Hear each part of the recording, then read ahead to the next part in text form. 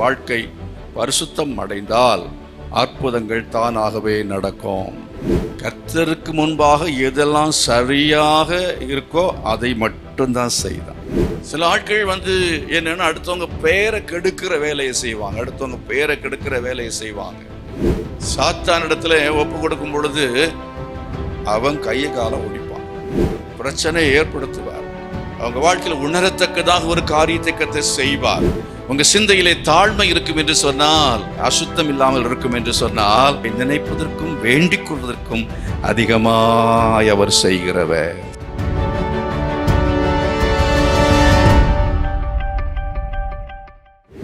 சங்கருக்கு உடம்பு சரியில்லாத சமயத்தில் நானும் அங்கே தெரியாம சர்ச்சுக்கு வீட்டுக்கு போய் ஜெபம் பண்ணணும். அப்புறம் அவனுக்கு 12வது படிக்கும் பொழுது வயிற்று வலின்னு சொல்லி ரொம்ப வந்துச்சு.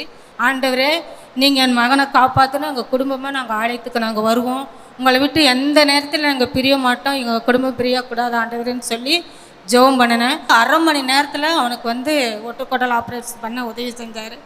அதே போல் எங்கள் கையில் எல்லாம் பணமே கிடையாது, பண தேவைகளை சந்தித்தார். அந்த தேட்டருக்குள்ளே கொண்டு போகும்போது அந்த ஒட்டுக்கொடலை வெடிச்சு போச்சு. ஆனால் கடவுள் கிருபை கொடுத்து மகனை சுகம் கொடுத்தாரு. அதே போல் ரட்சிப்புக்கள் வர கிருபை செஞ்சார். அதே போல் எங்கள் குடும்பங்களாக நாங்கள் ரட்சிப்புக்களை வந்தோம். எங்கள் குடும்பங்களை சுகப்பலன் ஆரோக்கியத்தை கொடுத்து சாட்சியாக கிருபைக்கு தேவாதி தேவருக்கு கோடான கோடி நன்றி. யோசுவாவின் புஸ்தகத்தில் 3ஆம் அதிகாரம் 5வது வசனம், உங்களை பரிசுத்தம் பண்ணிக் கொள்ளுங்கள், நாளைக்கு கர்த்தர் உங்கள் நடுவில் அற்புதங்களை அவர் செய்வார். எத்தனை பேர் விசுவாசிக்கிறீங்க? நம்முடைய வாழ்க்கையை நாம் பரிசுத்தம் பண்ணிக்கொள்ள வேண்டும். நம்முடைய வாழ்க்கை பரிசுத்தம் அடைந்தால் அற்புதங்கள் தானாகவே நடக்கும். பரிசுத்தம் ஒரு வீட்டில் இருந்தால் அற்புதம் தானாகவே அந்த வீட்டில் நடக்கும். ஆகவே பரிசுத்தம் இல்லாதது என்னெல்லாம் அந்த வீட்டில் இருக்கோ எல்லாத்தையும் என்ன செய்யணும்? அகற்ற வேண்டும். பரிசுத்தம் இல்லாத எதெல்லாம் இருக்கிறதோ எல்லாவற்றையும் அகற்ற வேண்டும்.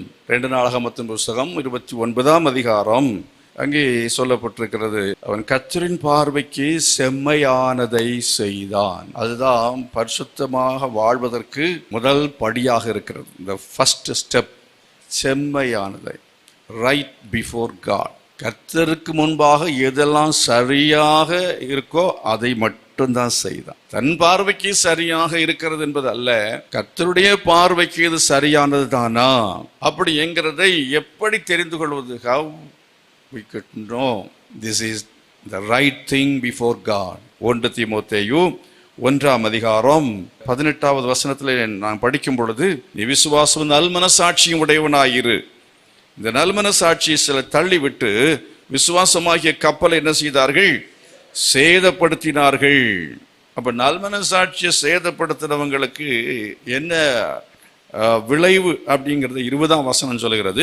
இமனேயும் அலெக்சாந்தரும் அப்படிப்பட்டவர்கள், அவர்கள் தூஷியாதபடி சிட்சிக்கப்பட அவர்களை சாத்தானிடத்தில் ஒப்பு கொடுத்தேன் என்று சொல்லி இருக்கிறது. நல்மன சாட்சியை கெடுத்தவர்கள் என்ன செய்வார்கள்? அவர்கள் தூஷிப்பார்கள். அப்போ நல்மன சாட்சி இல்லாதவங்க சபையில் இருந்தாங்கன்னா அவங்க செய்கிற ஒரு வேலை என்ன தெரியுமா? அவங்க சபையை தூஷிப்பாங்க, சபைக்கு விரோதமாய் காரியங்களை பேசுவார்கள். இல்லை அப்படின்னு சொன்னால் அப்பாவுக்கு விரோதமாக பேசுகிறவங்களா இருக்கலாம், பெற்றோருக்கு விரோதமாக பேசுகிறவங்களா இருக்கலாம், இல்லை கணவனுக்கு விரோதமாக பேசுகிறவங்களா இருக்கலாம். சில ஆட்கள் என்னன்னா அடுத்தவங்க பேரை கெடுக்கிற வேலையை செய்வாங்க, அடுத்தவங்க பேரை கெடுக்கிற வேலையை செய்வாங்க. மனசாட்சி இல்லாதவன் அவன் என்னன்னா தூஷிக்கிறது மாத்திரமல்ல, என்ன வேணுமானு துணிஞ்சு செய்வான், என்ன வேணுமானு துணிஞ்சு செய்வான். அதனாலே சபைக்கு கேடு உண்டாகும். சபையா விசுவாசிகளா இருந்தால் குடும்பத்துக்கு கேடு உண்டாகும். அப்படி இருக்கும் பொழுது இங்கே அப்போஸ்தலனாகிய பவுல் சொல்கிறார், அவர்கள் மேலும் மேலும் துணிகரமாய் பாவம் செய்யாதபடிக்கு, மனசாட்சியிலே கடினப்பட்டு பாவம் செய்யாதபடிக்கு, தூஷியாதபடிக்கு அவளை சாத்தானிடத்தில் ஒப்பு கொடுக்கிறேன் என்று சொல்லி அவன் ஜெபிக்கிறதை பார்க்கிறான். இப்படி ஒரு ஜெபம் இருக்கு. சாத்தானிடத்துல ஒப்பு கொடுக்கும் பொழுது அவன் கையை காலை ஒடிப்பான். சாத்தான்ட்டு ஒப்பு கொடு, மாம்சத்தை சாத்தான்ட்டு ஒப்பு கொடுக்கணும். அவங்க ஆத்மா ரட்சிக்கப்படணும். அவங்க ஆத்மா ரட்சிக்கப்படும்படி அவங்களுடைய சரீரம் சாத்தானுக்கு ஒப்பு கொடுக்கப்பட வேண்டும். அப்போ ஆண்டவர் என்ன செய்வார்னா ஒரு தட்டு கொடுப்பார், பிரச்சனையை ஏற்படுத்துவார். அவங்க வாழ்க்கையில் உணரத்தக்கதாக ஒரு காரியத்தை கர்த்தர் செய்வார். அதன் மூலமாக அவள் மனம் திரும்புவதற்கு ஏதுவாகும். கரங்களை வைத்து கர்த்தரை மகிமைப்படுத்துவோமா? அல்லேலூயா. அதுக்கு பிறகு அவங்களுக்கு தெரியும், ஐயோ நம்ம போய் பேசினா, நம்ம திருடுனா, இதை செஞ்சா, இப்படி பண்ணா அடி விழுன்னு தெரியும். இப்போ மனசாட்சி அதுக்கு பிறகு உணர்வுள்ளதா இருக்கும். கரங்களை வைத்து கர்த்தரை மகிமைப்படுத்துவோமா?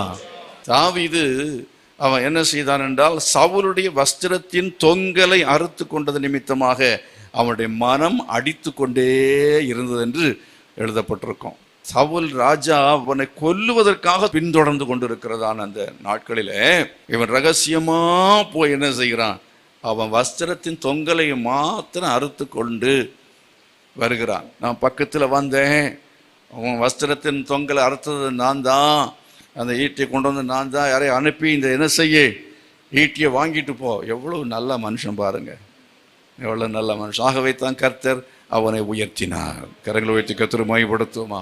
ஆகவே கடையில் வேலை செய்கிறவன் கடையில் அந்த ஓனரை கவுத்துறது, அந்த மாதிரிப்பட்ட காரியங்கள் எங்கேயாவது ரெண்டகம் இல்லைன்னா துரோகம் பண்ணுதல், மனைவிக்கு துரோகம் பண்ணுதல், குடும்பத்துக்கு துரோகம் பண்ணுதல், சபைக்கு துரோகம் பண்ணுதல், தேசத்துக்கு துரோகம் பண்ணுதல், எதுவாக இருந்தாலும் சரி நம்ம அப்படி செய்வோம் என்று சொன்னால் அது மகா பயங்கரமான பாவமாக இருக்கும். அது மனசாட்சி இல்லாததுனால செய்கிறது, மனசாட்சி இல்லாமல் செய்கிறது. ஒரு காலத்தில் ஒரு கொஞ்சம் கோவப்பட்ட உடனே மனசாட்சி என்ன செய்தது, வாதிக்கும். ஒரு வார்த்தை தப்பாக பேசிட்டோம், ஐயோ அவனை கொடுத்து பேசிட்டோமே அப்படின்னு சொன்னால் உடனே ஐயோ நான் பேசக்கூடாது, தப்பு பண்ணிட்டேன், பேசிட்டேன் அப்படின்னு உடனே ஆண்டவர்கிட்ட மன்னிப்புக்கிட்ட, ஆண்டவரே ஒன்று தப்பாக வந்துடுச்சு, இனிமேல் நான் கேர்ஃபுல்லாக இருக்கணும் அப்படின்னு சொல்லி வார்த்தையை நம்ம அளந்து அடக்கி கவனமாக பத்திரமா வாயை திறந்தோன்னா மனசாட்சிக்கு பிரச்சனையே வராது. இந்த ஆட்டிடியூடை நீங்கள் சரியாக வைத்து கொண்டீர்கள் என்று சொன்னால் நிச்சயமாகவே நீங்கள் நினைக்கிறது எல்லாத்தையும் கர்த்தர் செய்வார். உங்கள் நினைவை சுத்தமாக வச்சுக்கிட்டீங்கன்னா, உங்கள் நினைவு சரியாக இருக்கும் என்றால், உங்கள் நினைவை பரிசுத்தப்படுத்தி சிந்தையை பரிசுத்தப்படுத்திக் கொள்வென்றால், உங்கள் சிந்தையிலே மேட்டுமை இல்லாமல் காத்து கொண்டால், உங்கள் சிந்தையிலே தாழ்மை இருக்கும் என்று சொன்னால், உங்கள் சிந்தையிலே அசுத்தம் இல்லாமல் இருக்கும் என்று சொன்னால், நினைப்பதற்கும் வேண்டிக் கொள்வதற்கும் அதிகமாய் அவர் செய்கிறவர். உங்கள் நினைப்பு சரியா இருக்கணும். எவனை காலை வாரலாம் நினைச்சிட்டே இருந்தீங்கன்னா உங்க காலை அவர் வாரிடுவார். ரெண்டாவது, ஆண்டவர் அற்புதத்தை செய்யும்போது எதனால செஞ்ச, வார்த்தையினால செஞ்சார். உண்டா கடவுள்னார், உண்டாயிடுச்சு. நீங்க சொன்னாலும் நடக்கும், நீங்க சொன்னால் நடக்கும். வியாதியஸ்தர் மேல் கைகளை வைப்பீர்கள், அவர்கள் என்ன செய்வார்கள்? உன் கைகளை வச்சா வியாதியஸ்தர் சுகம் ஆகணும்னா உன் கையை நீங்களே பார்க்கணும், சுத்தமாக இருக்கான்னு பாருங்க. லஞ்சம் வாங்காத கையாக இருக்கணும், தசோபாகம் கொடுத்த கையாக இருக்கணும், அதே போல் வரதட்சணை வாங்காத கையாக இருக்கணும், வாங்கின திருப்பி கொடுத்த கையாக இருக்கணும். உங்கள் கை சுத்தமாக இருக்கணும். அநியாயமாக சம்பாதிக்காத கையாக இருக்கணும். கள்ள கணக்கு எழுதாத கையாக இருக்கணும். கள்ள கையெழுத்து போடாத கையாக இருக்கணும்.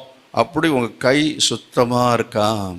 ஆதியாகமத்தின் புஸ்தகத்தில் நீங்கள் ஆபிரகாமை குறித்து படிக்கிறீர்கள். 14வது அதிகாரத்தில் வாசித்து பாருங்க, 23ஆம் வசனம். வானத்தையும் பூமியும் உடையவராகிய உன்னதமான தேவனாகிய கர்த்தருக்கு நேராக என் கையை உயர்த்துகிறேன். இப்படி யாராவது உயர்த்த முடியுமா?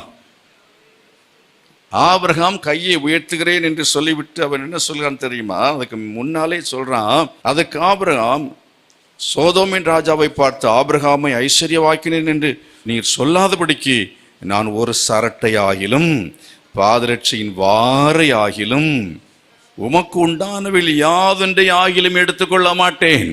பிரைஸ் தி லார்ட், ஹல்லேலூயா. கர்த்தருடைய பார்வைக்கு எது செம்மையா இருக்கிறதோ அது மாத்திரம் நம்ம கை செய்யணும். கரங்களை வைத்து கர்த்தரை மகிமைப்படுத்தும். அதை மாத்திரம் நம்ம வாங்கி கொள்ள வேணும். Praise the Lord. நம்ம கை சுத்தமா இருந்தா நீ கையிட்டு செய்கிற எல்லா பிரயாசங்களை கர்த்தர் வாய்க்க செய்வார். நீ உன் கையின் பிரயாசங்களை கர்த்தர் ஏன் ஆசீர்வதிக்கவில்லை என்றால் உன் கை சுத்தமா இல்லை. அது மாத்திரமல்ல, நான் சொன்னேன் கைகளை வைத்தால் என்ன செய்யும்? வியாதி சுகமாகிறது மட்டும் அல்ல, நீங்க சொன்னா பேசுவின் நாமத்தில் பிசாசே போன்னா அது என்ன செய்யும்? நீ சொல்ல நடக்கும். சாத்தான் உங்க வார்த்தையை கேட்டு பயப்படுவான். உங்க வாழ்க்கை சுத்தமா இருந்தா, உங்க சிந்தை சுத்தமா இருந்தா, உங்க வாய் சுத்தமா இருந்ததுன்னா பிசாசு உங்க வீட்டுக்குள்ள எல்லைகளில் எங்கேயும் வரவே மாட்டான். யாராவது பில்லி சூனியம் பண்ணா கூட திரும்ப அது அங்கன போய் தாக்குமே தவிர உங்களை அது தாக்கவே தாக்காது. நீ ஒன்ன சரிப்படுத்து, உன்னுடைய சிந்தையை சரிப்படுத்து, உன்னுடைய கையை நீ சரிப்படுத்து, உன்னுடைய வார்த்தைகளை நீ சரிப்படுத்து. வாயில வர்றதெல்லாம் கெட்ட வார்த்தை, வாயில வர்றதெல்லாம் பொய், வாயில வர்றதெல்லாம் உருட்டு, இதெல்லாம் நாவல இருக்கும்னா ஒரு நாளும் தரித்திரம் போகவே போகாது.